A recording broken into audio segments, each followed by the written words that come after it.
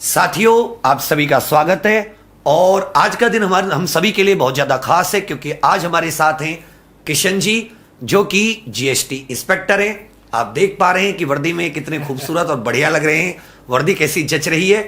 तो किशन जी से हम लोग बहुत सारी बातें करेंगे। तो सबसे पहले जानेंगे किशन जी की आप अपने बारे में कुछ बताइए, कहाँ आपकी पोस्टिंग चल रही है और अपने बारे में कुछ चीजें आप बच्चों से शेयर कीजिए। नाम तो आप बता ही दिए और बहुत बहुत धन्यवाद कि आपने हमें मौका दिया है आने का। सेकंड थिंग, पोस्टिंग मेरी चेन्नई जोन में है और मैं भी चेन्नई में पोस्टेड हूँ एज ए जीएसटी इंस्पेक्टर। बाकी अब आप जो पूछे मैं बताता हूँ आगे। तो सबसे पहले तो यही जानेंगे कि जैसे बच्चों के अंदर, जैसे अब आपको ये पहले देखेंगे वर्दी में, तो इनके अंदर एक साथ सबसे पहला यही आएगा, ये वर्दी मिलती कैसे, मतलब इसकी सबसे जो आपने इसको हासिल किया है उसके चरणों के बारे में, कैसे आप यहाँ तक पहुंचे, क्या सोचते थे, कहाँ से आपने पढ़ाई की है, क्या क्या पढ़ा है, गांव से पढ़े हैं, शहर से पढ़े हैं, ये सब। दो तीन चीज़ें क्लियर कर देता हूँ। सबसे पहले, ये वर्दी मिलने के लिए ना आपको कम से कम 7-8 महीने तक अपने आप को किसी कमरे में बंद करके और सारा समय खुद को देना होगा। इस वर्दी को पाने के लिए आपको सीजल का एग्ज़ाम क्रैक करना होगा, दूसरी चीज़। और तीसरी चीज़, अगर आप थोड़ी सी भी लापरवाही करते हैं अगले 7-8 महीने में तो आपकी ये वर्दी छिन सकती है। हो सकता है कि आपके पास ये आने वाली हो और वो नहीं आएगी। तो सीजल 2023 आने वाला है, तो बहुत ही बढ़िया मौका है कि हो सकता है आप यहाँ बैठे हो विवेक सर के साथ और मैं आपको यूट्यूब पे देख रहा हूँ। ठीक है, तो लगे रहिए, तैयारी करते रहिए। बाकी अभी डिस्कस करेंगे कि कैसे तैयारी करना है, आपको बताएंगे सब कुछ। तो किशन जी, आपकी जो स्कूलिंग हुई है और आपने जो ग्रेजुएशन में क्या किया हुआ है, कहाँ से हुई है आपकी स्कूलिंग? देखिए, मैं मतलब कि बहुत ही रिमोट एरिया से बिलोंग करता था बचपन में। जब मैं दिलदार नगर एक नाम है गांव का, गाजीपुर जिला में पड़ता है, वहाँ से मैं बिलोंग करता हूँ। लेकिन मेरे माता पिता पढ़े लिखे थे और वहाँ पे पढ़ाई का बहुत ज़्यादा स्कोप नहीं था। उन्होंने दिल पे अपने पत्थर रख के मुझे बनारस भेज दिया पढ़ने के लिए। तो सारी स्कूलिंग, कॉलेजिंग सब कुछ मेरी वाराणसी से हुई है। एक स्कूल था लोकहित किरण, वहाँ से मेरी सारी स्कूलिंग हुई 12th तक। सीबीएसई बोर्ड था। और महात्मा गांधी काशी विद्यापीठ से मेरा ग्रेजुएशन हुआ। ग्रेजुएशन में मेरा बीएससी था, फिजिक्स एंड केमिस्ट्री। फिजिक्स और केमिस्ट्री इसलिए लिया था मैंने क्योंकि मैं मैथ्स को टाइम नहीं दे सकता था थर्ड ईयर में, और थर्ड ईयर में मुझे सीजल की प्रिपरेशन करनी थी, तो मैंने मैथ वहाँ पे इसलिए ड्रॉप किया था। मीन्स जैसा भी आपने मुझे बताया, मुझे एक चीज समझ में आई कि आपने प्लान कर लिया था कि आपको ग्रेजुएशन में कि मुझे सीजीएल, ग्रेजुएशन से पहले, क्योंकि आपने सब्जेक्ट ऐसे ही चॉइस किए। एक्चुअली क्या था कि मेरा भैया AA है, ऑडिट ऑफिसर है वो, फिलहाल कोलकाता कैग में पोस्टेड है वो। तो जब मैं गया उसकी शादी में 12th देने के बाद, लास्ट 12th के बाद उसकी शादी हुई थी, तो जब मैं उसके पास गया तो उसका लाइफस्टाइल देख के मुझे लगा यार क्या बात है, मतलब गाड़ियाँ आ रही हैं, भारत सरकार लिखा हुआ है, सब सर सर सर सर कर रहे हैं। मतलब कि मैं आपको बता नहीं सका कितना मोटिवेट हुआ था। भोकाल, मतलब अपने पूर्वांचल में तो भोकाल था। तो मैं उसको देख के डिसाइड कर लिया कि भाई जाना तुझे सरकारी नौकरी में ही है।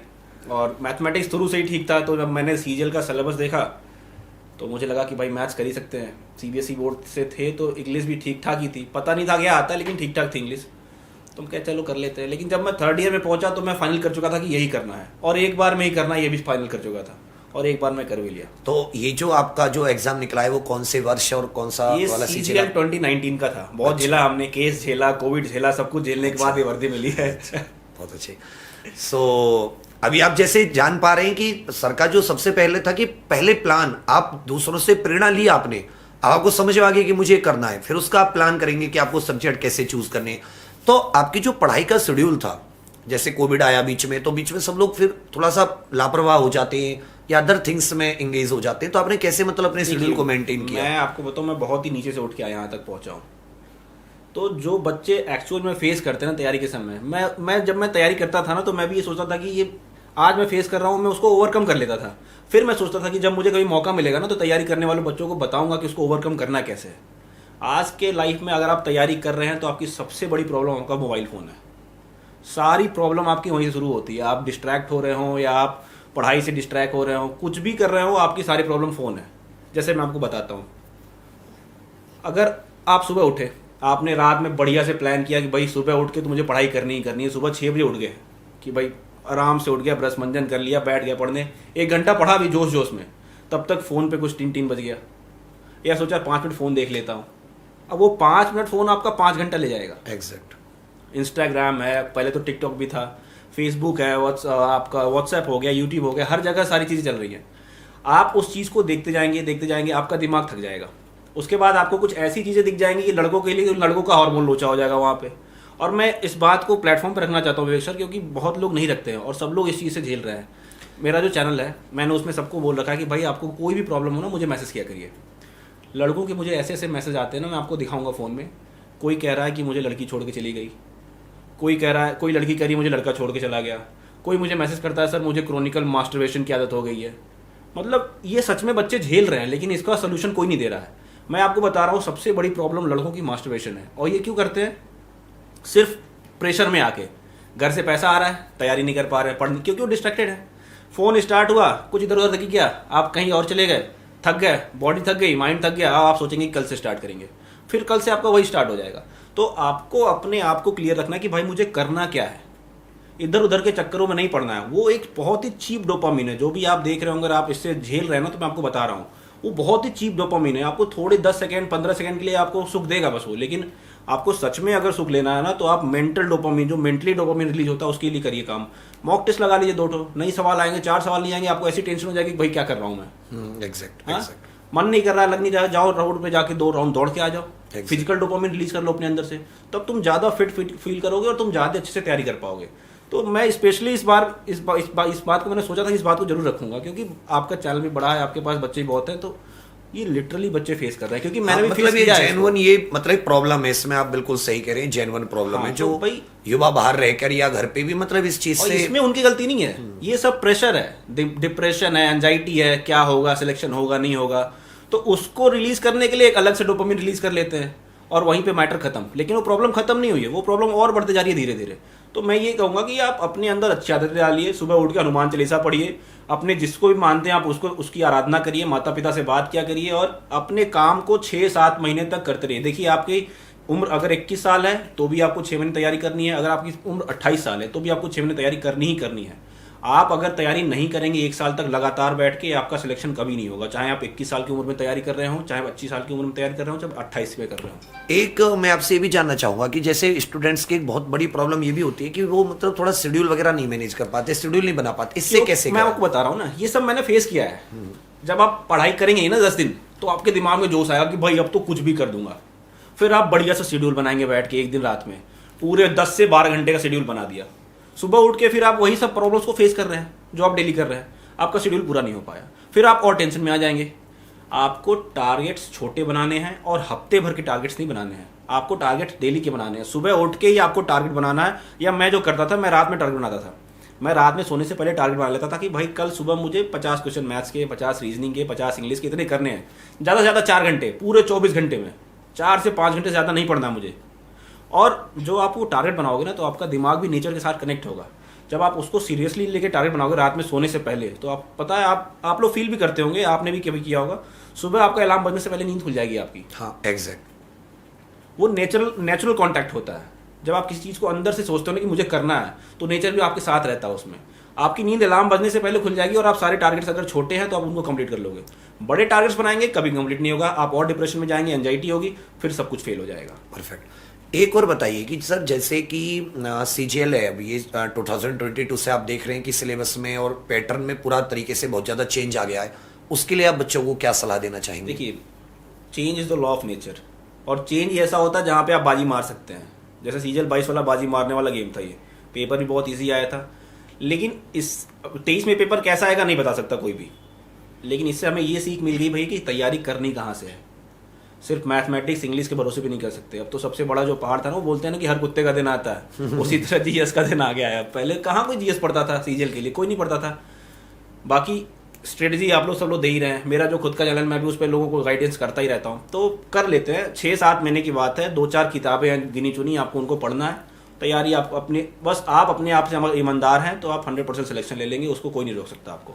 एक थोड़ा सा आप, जब लोग तैयारी के बारे में ज़्यादातर लोग इनको गाइड करते हैं, सब कहते हैं, क्या एक तैयारी के बारे में जब जॉब मिल जाती है तब जीवन में क्या चेंज आते हैं? क्या दोस्तों का रवैया, रिश्तेदारों का रवैया, परिवार का रवैया, इसके बारे में भी चाहता हूँ कि आप इनको गाइड करें। आपके जीवन में प्रॉब्लम्स कभी खत्म नहीं होंगी।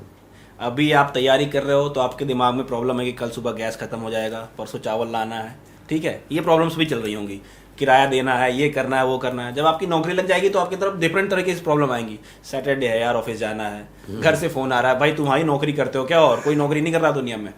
तो आपके लाइफ के हर स्टेज पे डिफरेंट तरीके के प्रॉब्लम्स होंगे, उनको आपको टैकल करते हुए आगे बढ़ना है। यही लाइफ है। लाइफ क्या है, डेस्टिनेशन क्या है? डेथ। हाँ। और वहां तक पहुंचने के लिए जो सफर है ना, उसको आपको हसीन बनाना है। बिल्कुल सोचना नहीं है क्या चल रहा है, बस जो चल रहा है आपको उसमें अपना 100% देना है, चाहे कोई भी प्रॉब्लम हो। परफेक्ट। तो इसमें जैसे आपकी जो जॉब है अभी, इसके चैलेंजेस मतलब कैसा लगता है गवर्नमेंट जॉब पाने के बाद में? कुछ समस्या तो कम होती होंगी ना जीवन में? देखिए, फाइनेंशियली आप स्टेबलाइज हो जाते हैं, ये सबसे बड़ी दिक्कत है कि आपको घर से पैसे नहीं मांगने हैं। घर वालों को आप मदद भी कर सकते हैं कि भाई हाँ, अच्छा सा फील होता है कि पापा को कुछ ज़रूरत थी, पापा को शूज़ दिला दिया, पापा को कपड़े दिला दिए, घर पे मम्मी को कुछ ले आ गया, छोटे भाई को सब, मतलब सब लोग की आशाएं बढ़ जाती हैं और आपको अच्छा भी लगता है करके। ये फाइनेंशियली आप स्टेबलाइज हो जाएंगे। दूसरी चीज़ ये है कि आपका स्टेटस है, अगर आप घूम रहे हैं सोसाइटी में तो भाई आपको लोग जानेंगे कि हाँ कोई है जॉब कर रहा हो। आजकल तो जानते हैं आप गवर्नमेंट जॉब का क्या हाल है, मतलब कि एक एमटीएस भी निकलने के बाद लोगों को सच में हो रहा है, क्योंकि एमटीएस तो सबसे बड़ा कंपटीशन है। अगर आप, मुझे ऐसा लगता है कि मैं एमटीएस नहीं निकाल पाऊंगा, इतना ज़्यादा कंपटीशन है उसमें। हाँ, तो बहुत ज़्यादा फॉर्म भरे जा रहे हैं और बहुत ज़्यादा फॉर्म भरे जा रहे हैं, पैटर्न्स दिन पे दिन चेंज हुए जा रहे हैं, तो सोशल स्टेटस बढ़ जाएगा आपका, फाइनेंशियली आपके बैंक में बस बैलेंस दिखने लगेगा, बचेगा कुछ नहीं, बस दिखेगा शुरू के 1 तारीख को। तो ठीक है, चलता रहेगा सब, प्रॉब्लम्स तो आएंगी ही। और बच्चों को और कोई आप सलाह देना चाहेंगे अपनी ओर से कि बच्चे जो जूझ रहे हैं इस तरह से, किस तरह से मैनेज करें, किस तरह से अपने आप को मोटिवेट रखें? देखिए, सबसे पहले जब भी आपको डीमोटिवेशन फील हो तो आपको ये सोचना चाहिए आपने स्टार्ट क्यों किया है, किसके लिए किया है, और आपने स्टार्ट क्यों किया। आप जब तैयारी शुरू किए होंगे तो कुछ तो सोचे होंगे कि मैं कर लूँगा तैयारी तो ये करूँगा, उस चीज़ को सोचना बहुत ज़रूरी है। वो आपको सबसे ज़्यादा मोटिवेशन देगा कि आपने स्टार्ट क्यों किया था। सेकेंड थिंग, आपको डिस्ट्रैक्शन से दूर रहना। मैं आपको कह रहा हूँ कि आप फ़ोन से बिल्कुल दूर रहिए। स्पेशली अब कीपैड फ़ोन भी तो आते हैं। फ़ोन का मतलब क्या है, घर वालों को बोल दिया हाँ मम्मी पापा ठीक हैं, खाना वाना खा लिया, बस। इससे ज़्यादा फ़ोन की क्या ज़रूरत है। आपको पढ़ाई करना है, पढ़ाई करने के लिए ये है कि आपको भाई कंट्रोल तो आपको खुद पे करना पड़ेगा। अगर आप मोबाइल में पढ़ ले रहे हैं तो आपका टाइम बच रहा है कोचिंग जाने का, ये करने का, वो करने का, लेकिन उसके ड्रॉबैक्स ये हैं कि आप उससे डिस्ट्रैक्ट हो रहे हैं। तो आपको सिर्फ ऐसी चीज़ें लेनी है जिससे आपको फ़ायदा हो। ये आपको फ़ायदा मिल रहा है कि आपका टाइम बच रहा है, लेकिन आप उसका टाइम इंस्टाग्राम को दे रहे हैं, टिकटॉक को दे रहे हैं, इधर उधर चीज़ें में दे रहे हैं, तो उस चीज़ को बचिए। उस चीज़ों से अपने आप के अंदर दृढ़ संकल्प ले कि भाई मैं कुछ करूँगा। मोटिवेट रहिए, डेली पूजा पाठ करते रहिए, आराधना से जुड़े रहिए बिल्कुल। और जो आपका जीवन में एम है ना, जब तक करेंगे नहीं तब तक रुकेंगे नहीं वाले फंडे को लेके चलिए और कर लेंगे आप 100%। अभी आपने जैसे जाना, किशन जी ने आपको बिल्कुल अपने जीवन में, उन्होंने भी बहुत सारी चीज़ें फेस की, चैलेंजेस फेस किए, ओवरकम किए, तभी आज ये यहाँ पर आपसे ये सब बातें कह पा रहे हैं। एक बहुत इंपॉर्टेंट चीज़ जो सर ने आपको गाइड किए वो है कि आप अपना लक्ष्य को हमेशा याद रखें, भगवान के साथ जुड़े रहें, परिवार के साथ भी जुड़े रहें, और हाँ, कम से कम आपको 6 से 7 महीने 8 महीने तो आपको अपनी अध्ययन को देने होंगे। उससे आप भाग नहीं सकते, उससे आप छुप नहीं सकते।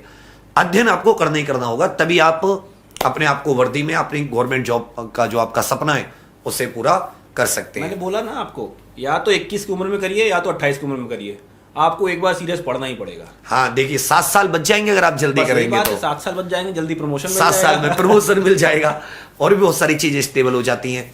तो हमारे साथ थे किशन जी, जिन्होंने अपने जीवन के बहुत ही अच्छे अद्भुत क्षण और बहुत अच्छी मोटिवेशन आपको बताया, और बढ़िया तरीके से आप अपनी तैयारी करते रहिए। हम सबके आपके लिए बेस्ट विशेष हैं। Thank you. जय हिंद। जय हिंद।